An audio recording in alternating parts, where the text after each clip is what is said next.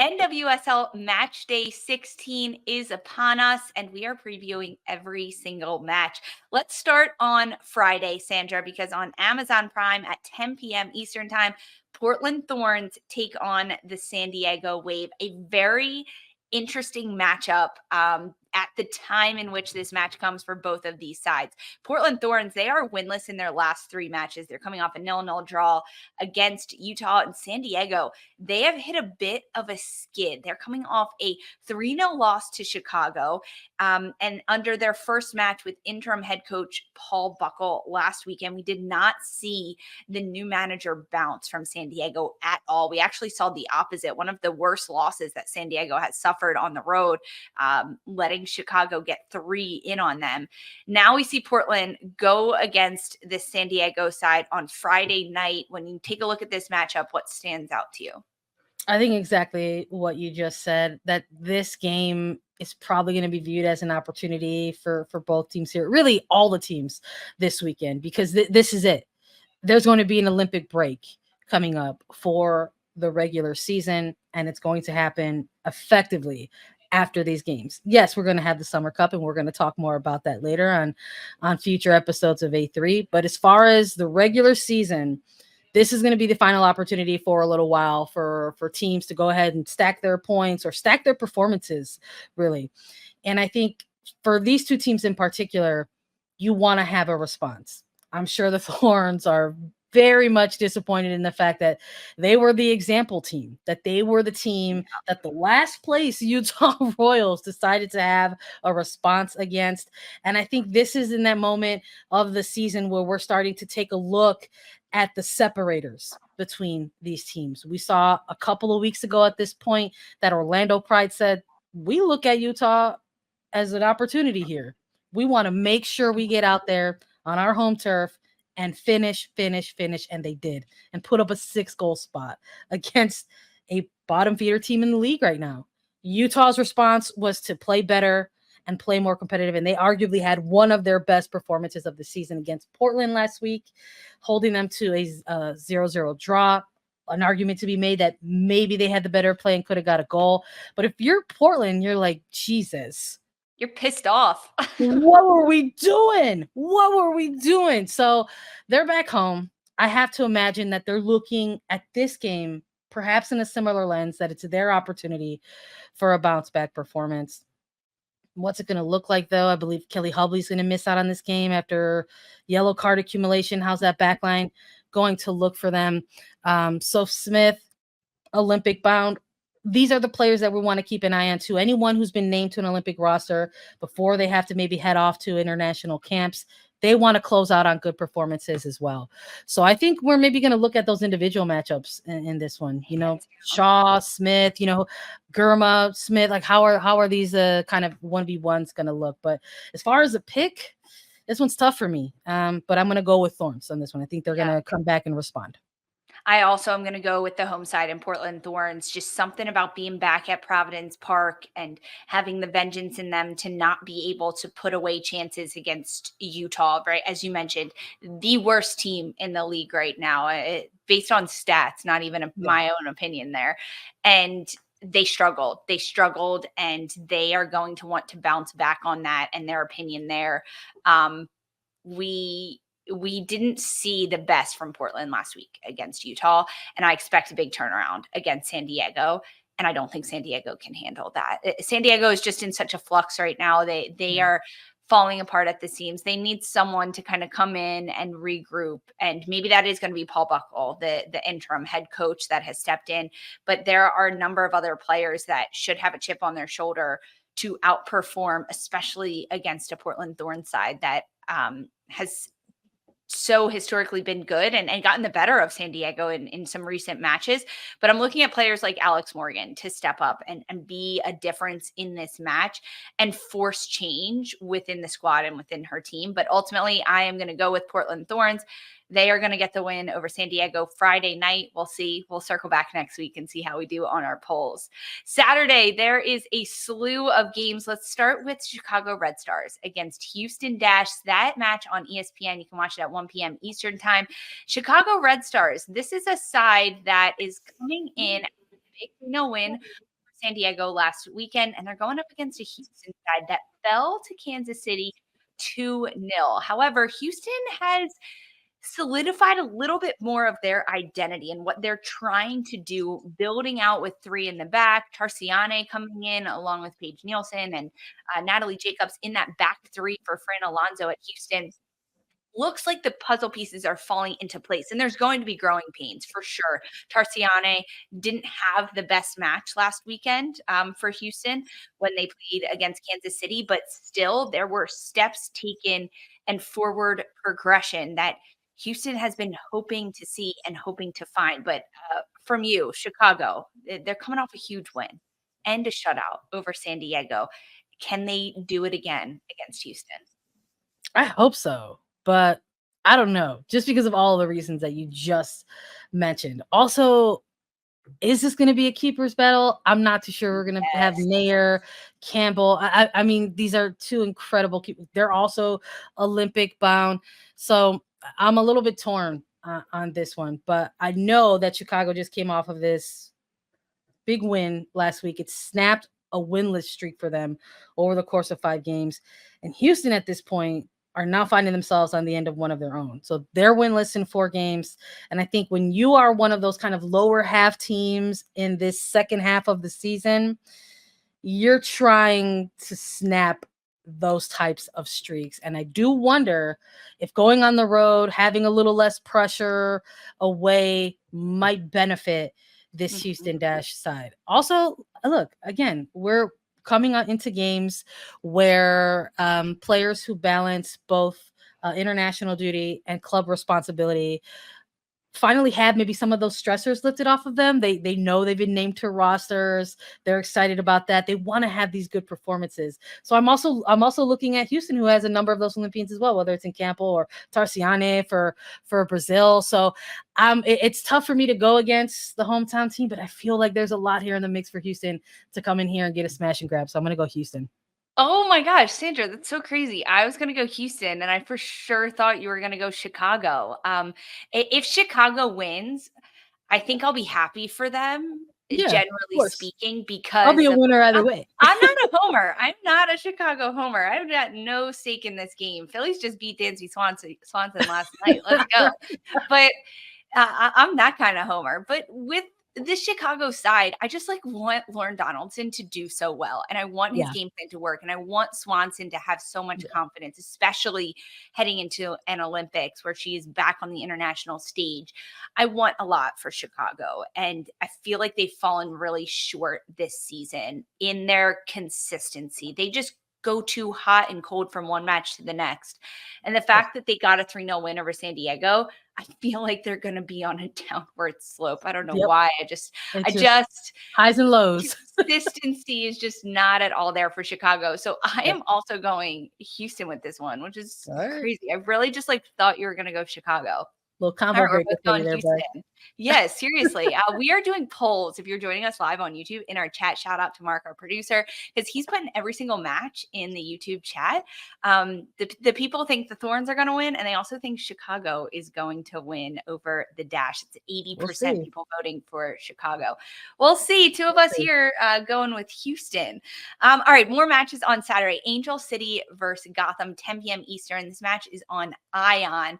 This is the second meeting between Gotham and Angel City. The first time they met in June, Gotham went ahead, a goal by Crystal Dunn. Then Clarice Lebion came back in the second half to equalize, and Rose Lavelle in the 62nd minute ultimately got the game winner for Gotham. And this Gotham side is one that is at a point in the season where we're starting to see all of the offseason work come to fruition. They're coming up a 1-1 draw against Seattle Reign last weekend, in which Gotham should have won. It was a late own goal equalizer that allowed Seattle to pick up points. Meanwhile, Angel City, they are coming off a 3-0 loss to Orlando Pride.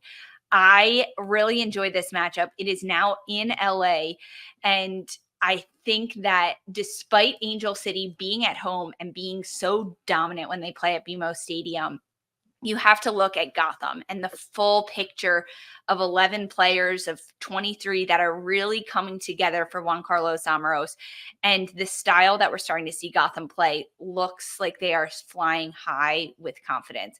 So I have Gotham going on the road to LA and picking up a win over Angel City. Shocker. Me too. No way. We're talking about games to respond.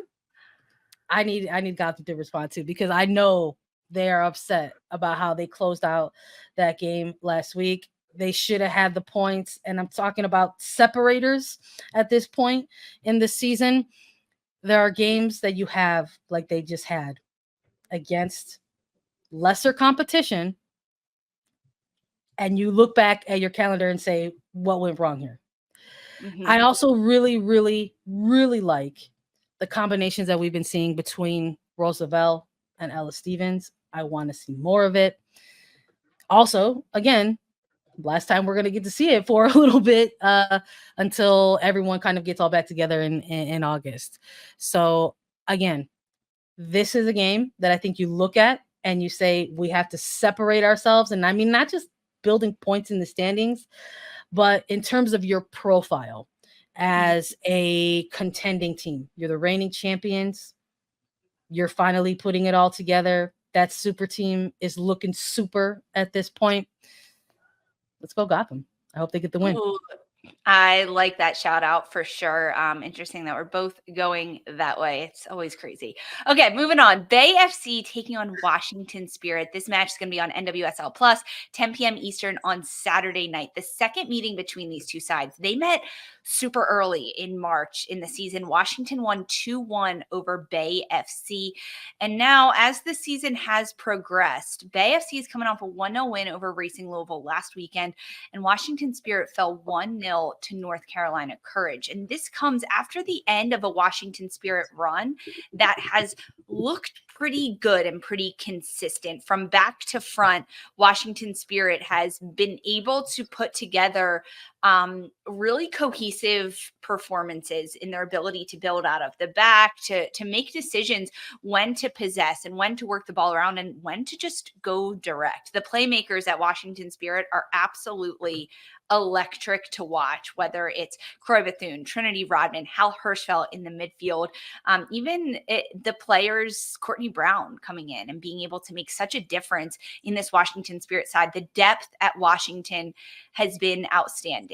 Now, Bay FC, they have Rachel Kudananji back, who is coming off of a rest week. She had yellow card accumulation last week for Bay when they took on Louisville, in which Asisato Shwala got her first goal since the opening match day of NWSL. So Bay is also starting to feel themselves. And I think Rachel Kudananji can cause trouble against Washington. But I just think that the young guns for Washington Spirit, Bethune, Hirschfeld, Courtney Brown, are too impressive to slow down and to stop. And I'm handing this one to Washington Spirit. Who do you have? Bay, Spirit? I like that Bay is coming in on a very small win streak here. And I forgot which episode of A3 it was at this point where I kind of had them as maybe a spoiler, but turns out they're going to maybe try to stay hovering around that playoff line. So I like that they've also got a fierce weapon coming back in Kudananji. But I think if you're the Spirit, again, talking about wanting to have those separators, you have to look at the opposition in front of you and say, forget what they got going on right now. We need to respond. I also really need to see that separator and that they do take a look at a team that's in a different place on the table and just continue to put that away, because they've done that this season. Yeah. My problem with the Spirit is that they struggle against other contenders. They have a loss against the Thorns. They have draws against the Wave, who at one point were considered a contender. They recently lost against Gotham. They just dropped points to North Carolina Courage. So where is this team going to continue to maintain their level and pick up their points? They have to keep it real and say, at the teams that are doing worse than us. So I've got the Spirit also taking this one. I want to see that response. I want to see clinical finishing. I want to see, those good combinations, Rodman, Sarr, Kruger connecting with that top line as well. So hopefully they continue to build off of what they've been doing, and they continue to rack up these points against teams lower in the table than them. So we'll see though. I feel like could be full of some surprises. Oh yeah, especially with Kudananji back. I bet she's hungry to get some goals and impact matches. Bay FC, they currently sit 8th in the standings, just 6 wins, no draws so far, and 9 losses, 18 points. Washington Spirit, though, they're 3rd in the standings with 31 points. There are only 3 teams with 30 plus points so far in the NWSL season after 15 match days, which is pretty good. That's pretty impressive. Of course, Kansas City, Orlando, and then Washington at the top of that. Our poll on YouTube also says that Washington is going to get the win over Bay FC. On Sunday, there are a slew of matches. North Carolina Courage takes on Racing Louisville. That match is on CBS Sports Network, 4:30 p.m. Eastern time. Make sure you tune in and watch that. I think I'll be covering it. Can I drop that here? I'll be there. I'll be covering it, doing halftime and doing coverage for it. North Carolina Courage against Racing Louisville. Racing Louisville coming off a 1-0 loss to Bay FC, and North Carolina Courage picking up their first road win of the entire season thanks to an Ashley Sanchez golazo from distance that she earned over Washington last weekend for North Carolina Courage. But between these two sides, North Carolina Courage back at home against Racing Louisville side that it feels like they've been on a downward slope. Sandra, what do you make of this match? Oh goodness. I believe in Racing, but at the same time we see these performances and I'm just like, do I like what's going on here? It's tough because I think especially when we're comparing halves of the season, this was a team that had a bit of that bite to them, this sort of refuse to lose type of energy. And I'm not saying that that's gone. I'm just saying that they've got 3 losses in their last 4 games. Yeah. So some of that is tough to swallow. I think if you are a team that is sitting just below that playoff line. So again, responses. We want to see that. But I think going up against the Courage is going to be a tall order. It's going to be a difficult task here because this is another team that's trying to separate themselves, I think, from those kind of middle, sort of lower mid playoff position kind of teams. And look, let's be real. When it comes to talking about the Courage or covering the Courage this season, they've done better at home than they've done on the road. So I'm gonna give that advantage to them as well. And I'm gonna say maybe they get another narrow win, and this time it's against Racing. Ooh, okay. I like that. Shout out for North Carolina getting the win at home. Racing Louisville will have Erin Wright back in the back line. She was serving her red card suspension last week. Mm-hmm. And sometimes when you, as a player, when you watch a full match from the sideline, knowing full well that you are not getting into it, you have a different eye and a different vision as to this game. And Erin Wright, such a smart, intelligent player, defender, that she might have tweaked things with Bev Yanez. And there might have been conversations about, hey, how can we solidify ourselves and make sure those holes don't happen and make sure gaps don't open up, especially against really dynamic front line that North Carolina is going to throw at us at home in front of arguably one of the best 12th men in the entire league at Wake Med Soccer Park with the fans that show up and carry. How can Racing Louisville kind of stifle their offense? And I don't think there's going to be a lot of goals, but I do think this will be a draw. Ultimately, fair. I think that these teams are going to split points and that Bev Yanez is just not going to roll over and that she needs results because you're exactly right. Winless in 4, one of those being a draw in the last 4 that, or the last 4 that Louisville has played, they need points. And this is a game where you can just say, okay, like let's really focus on one side of it. And that's going to be defense for Racing Louisville. I like this matchup, 4:30 p.m. Eastern on CBS Sports Network. Be sure to watch that. And then rounding out the weekend on Sunday, Seattle Reign versus Utah Royals, 6 p.m. Eastern on NWSL Plus. Seattle against Utah, Sandra. Utah coming off arguably their best game of the season, a 0-0 draw against Portland Thorns, where they shut out Golden Boot contender Sophia Smith. But meanwhile, Seattle Reign, they got a come from behind late 99th minute point and a goal against Gotham just to scrape by. But these two teams are struggling between Seattle and Utah. It's almost like who is the lesser of two evils in this match? What do you think? I'm in pain just thinking No. about it. I just look, who among us doesn't love a wooden spoon battle? And that's right now at this moment of the season is what we're gonna. Sometimes it makes for the most exciting matches. Right now, it's the previewing part of it is like where we're like, oh, how's it gonna look? But coming off of a couple draws, again, these are two teams who I'm sure do not want to have fighting for last place as part of their narrative this year. So like you said, I think it's going to maybe provide some chaos at the very least. I don't know about good or fun soccer, but it's going to provide some chaos for sure. But eventually I had to pick a draw in one of these, and I think I'm going to save it for this one. So I hope it's a high scoring one at least, because I would love for players to get out there and have some fun in this one. But I don't know if there's enough on either side to actually tip the scales here. So I'm curious what you think and even what the poll says. Okay, interesting. So you think that Seattle is going to pick up their 4th draw in a row? Yeah. Pain.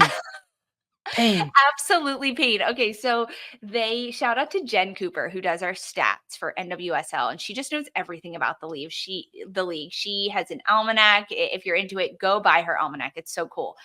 But she puts out stats, and I feel like for the last month, which has been because that's how long it's been since Seattle won, Laura Harvey has been sitting on 99 wins. Oh my goodness. 99 wins. One more and Laura Harvey gets her 100th NWSL regular season win. And man, I think that is going to happen against Utah. I hope so. Foresee Seattle being able to turn a corner and coming off of the pressure that they put against Gotham to end their last match and ultimately get a point against Gotham in the waning minutes of that match just gives you a surge. They're now at home going up against a Utah side that, although has looked better and may have a new coach bounce. Remember, Utah Royals, after their last match, they said goodbye to their first head coach, Amy Rodriguez, and they now have an assistant stepping in as the interim head coach. There could be a bounce, but between a coaching battle, I'm going to take Laura Harvey over anyone, even giving the team a bounce and everything. I'm going with Laura Harvey on this one, and I'm going with Seattle. The results on YouTube say 63% Seattle Reign, 31% Utah, 5% draw, which I think if I'm scanning through all these poll results is the closest in the polls that we have come for all of these matches. Right on. Now, if anyone's paying attention, that was only 6 matches. We have the biggest NWSL match of the season, arguably right now, before we get to playoffs. Kansas City Current against Orlando Pride. This match is Saturday at 7:30 p.m. Eastern. You can watch it on ION. 2 undefeated sides finally meet over halfway through the NWSL season to go head-to-head at CPKC Stadium, a stadium in which, Sandra, has been sold out for every single one of Kansas City's home matches this season. 8 consecutive home matches, over 11,500 fans packing CPKC Stadium. Kansas City coming off a 2-0 win over Houston, in which Temwa Shawinga recorded 2 goals, a brace about 3 minutes apart, and she took the lead in the Golden Boot winner. And now Kansas City extends their unbeaten streak to 17 games without a loss. Meanwhile, Orlando Pride, continuously unstoppable, coming off a 3-0 win over Angel City. This is it. This is the big kahuna, Sandra, the biggest game of the weekend. Who stays undefeated? Oh my goodness. I'm here for it. I feel like I love the segue that you just did because we just did the wooden spoon battle game between Seattle and Utah, where I was like pain. But thinking about this game all week, I've just been like joy. This is what dreams are made of right here, right? Look, this is why we do it. This is why we're here every Wednesday at 11 a.m. because of 100%. this, the excitement of the sport. Incredible storylines going into this one. 2 teams building very special journeys this season. And I know we're doing this before there's availability reports and things like that. But I think even with what we know coming off of last week, there's more than enough across the rosters of both of these teams. Maybe it's going to come down to that. Maybe it's going to come down to the depth. Who has the most betcha? Who is the coach that's going to make the correct adjustments when needed? But I also think there's also the possibility that it could either be really high scoring or really, really low intense. Oh, If this is the possible playoff preview or championship preview, which I'm sure we'll talk about later, but I think that kind of stuff comes into play as well. Is there going to be a coaching staff that finds themselves holding back a little bit, maybe where they don't want to show too much? I hope not. I hope everybody gets to show. And for this one, staying in the Midwest, Lisa, going with KC. They've got the hometown behind them. And I also think they have a little bit more to prove after the recent announcement of the championship site, which we'll talk about. So I'm going to go KC in this one. wow. Okay. I love the shout for Kansas City. You're sticking in the Midwest. You're sticking with the home team. Chloe joining us on YouTube. She's pretty happy about your pick with Kansas City too. I'm not going to bury the lead. I'm going to go Orlando.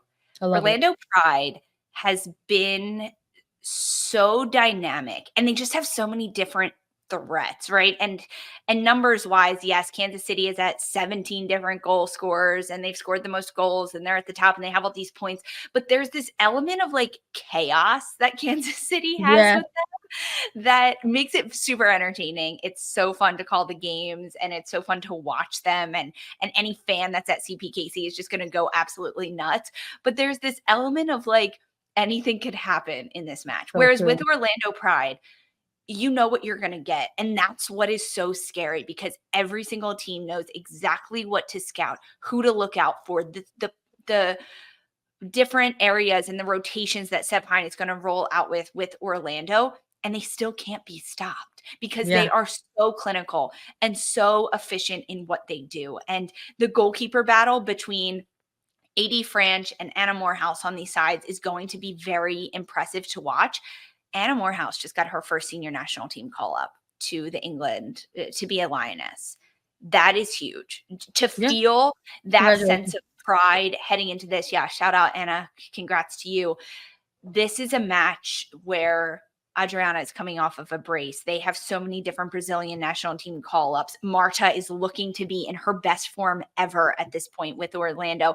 There is just so much depth and different angles that Orlando can attack this game that I'm going to give it to the Pride. Now, it is absolutely possible that this match ends in a draw and both teams stay undefeated, because that's how it happens. And then it comes to their second meeting of the season, potentially. The people joining us live on YouTube are all about that. They're like, this could be absolutely hilarious if it ends in a draw. Yeah. We'll see. We'll see. Saturday night, 7:30 p.m. Eastern. You can watch it on Ion. The results for this match, 50% say Orlando Pride is going to win. 43% say Kansas City Current. And 7% say it is close. Going to be a draw. Super close. That's close. Super close. Those 7% that are voting it's going to be a draw. Y'all are crazy. I love it. Let's get it. Let's get a 10-goal game. 5-5. Let's go. 5-5. I hope that would be absolutely awesome. Watch all the matches this weekend across the NWSL, especially North Carolina Courage against Racing Louisville, 4:30 p.m. Eastern on CBS Sports Network.